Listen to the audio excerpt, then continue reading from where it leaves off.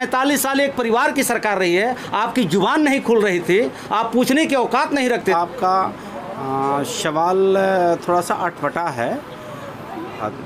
अन्न वितरण के कार्यक्रम चल रहा हो, से उपलक्ष्य में हम सब इकट्ठा हुए। लेकिन मंत्री जी रोने के लागल कि बिहार के मंत्री बनी रहुआ, खनन मंत्री बनी रोने के लागत कि जो अनाज वितरण होता, अन्न वितरण होता, राशन कार्ड बनता, रोने के लागत कि अगर रोजगार दिया, रोजगार जे बेरोजगार युवक लोग बात, तो अन्न वितरण कार्यक्रम की जरूरत ना, लोग खुद अब रोजगार हो जाए। लोग भोजपुरी में ये पढ़े लिखे लोगों को नौकरी भी मिल रही है, गरीब किसान को राशन की भी ज़रूरत है। मुझे लगता है कि पढ़ने लिखने वाले लोगों को नौकरी सरकार दे रही है, नौकरी मिल रही है। रही बात अन्न वितरण के लिए, तो बहुत ऐसे गरीब परिवार है, भूखा पेट न रह जाए, भूखे पेट न सो जाए, उसकी चिंता नरेंद्र मोदी जी, जो देश के अगुवा है, देश के गरीबों के मसीहा है, जो परम पूज्य बाबा साहब अम्बेडकर, श्यामा मुखर्जी जी, दीनदयाल उपाध्याय जी, महात्मा गांधी जी, राजेंद्र प्रसाद जी का सपना था कि अंत्योदय, वो अंत्योदय को सपना अगर साकार कोई कर रहा है तो नरेंद्र मोदी जी कर रहे हैं। कि गरीब भूखा ना सो जाए, इसलिए अन्न वितरण जरूरी है। आज़ादी के 75 साल के बाद भी गरीब भूखा सो जाए, ऐसी जो है स्थिति क्यों आ गई?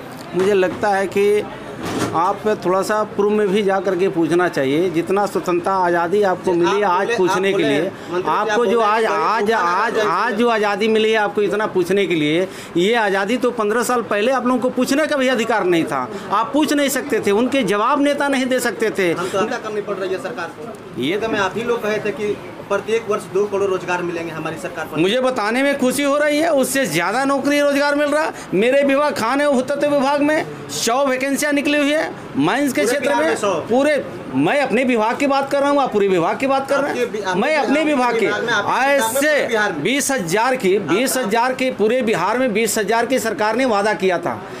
अगले ही कैबिनेट में लगभग 21, मैं बिहार की बात कर रहा हूँ, मैं बिहार की बात कर रहा हूँ और सवाल बिहार की बात कर रहे हैं। तो 20,000 की सवाल जब आया था, अगले ही कैबिनेट में बिहार सरकार ने 21,000 रोजगारों को सृजित किया है।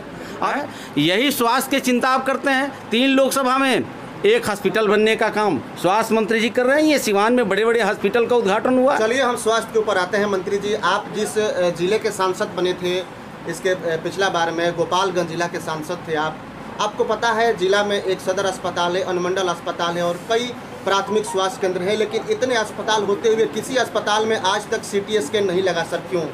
आपको शायद मालूम नहीं है, ये सभी सदर हॉस्पिटल में CT स्कैन लग रहा है।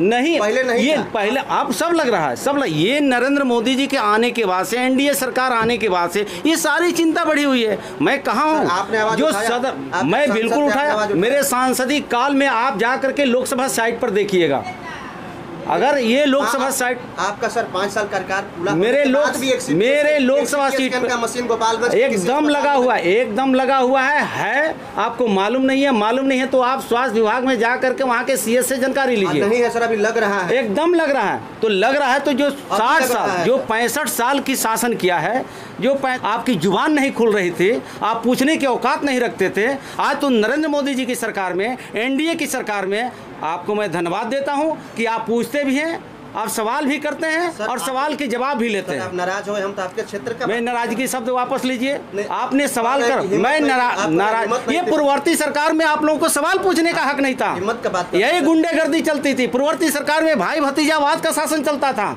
आप लोग किसी के दरवाजे पर नहीं जा पहुंचते थे। लेकिन धन्य है भारतीय जनता पार्टी NDA की सरकार, वो नेता बड़ा हो या छोटा हो, सबके सामने आप बैठते हैं, सबसे बात करते हैं, सबसे जवाब। सवाल नहीं पूछे, मैं सवाल पूर्ववर्ती सरकार की मैं बात कर रहा हूँ। मतलब अभी हम लोग ठीक से एकदम, आप अभी इस सरकार में आप सुरक्षित है, स्वस्थ है, मस्त है, एकदम सवाल आप पूछते। यही तो मैं कह रहा हूँ, ये सरकार में आपको सवाल पूछने का स्वतंत्रता मिली है, आज़ादी मिली है, आप स्वतंत्र रूप से सवाल पूछते हैं और इसका जवाब NDA की सरकार देती है। अगला सवाल पूछते हैं, आप खनन मंत्री हैं बिहार में। देखिए, बालू महंगा नहीं है, सरकार ने बालू को रेट को सुनिश्चित कर दिया है। दोनों नसीब नहीं थे। मैं बालू की बात कर रहा हूँ, मतलब मैं दोनों का बात कर रहा हूँ। मैं बालू की बात कर रहा हूँ। बालू 3500, 4000, 3900 सरकार ने रेट को फिक्स कर दिया है। अगर उसमें कोई गड़बड़ी करता है तो बाली मंडी में जाकर के CO और थाना प्रभारी को औचक जांच करने का आदेश मिल गया है। वो जांच करते हैं, और गिरफ्तारियां होती है, FIR होता है, संपत्ति जब्त की जा रही है, आर्थिक अपराध के मुकदमे दर्ज हो रहे हैं। अगर आप पढ़े लिखे नौजवान पत्रकारिता कर रहे हैं तो आपको आए दिन टीवी और सोशल मीडिया पे चलते रहता है, बड़े बड़े अधिकारी की संपत्ति जब्त हो रही है, उनके ऊपर FIR हो रहा है। ये जिस विभाग का मैं दायित्व संभाल रहा हूँ उस विभाग की मैं बात कर रहा हूँ। बालू है, पत्थर है, जो भी है उस सहित नीलाम कर देना है, हो भी रहा है। मंत्री जी आप सरकार में हैं और सरकार के खनन हो गया एक सवाल आप नहीं एक सवाल हो गया नहीं आखिरी सवाल। हो गया नहीं मैं नहीं कुछ नहीं, अब कुछ नहीं, बहुत हो गया इसको।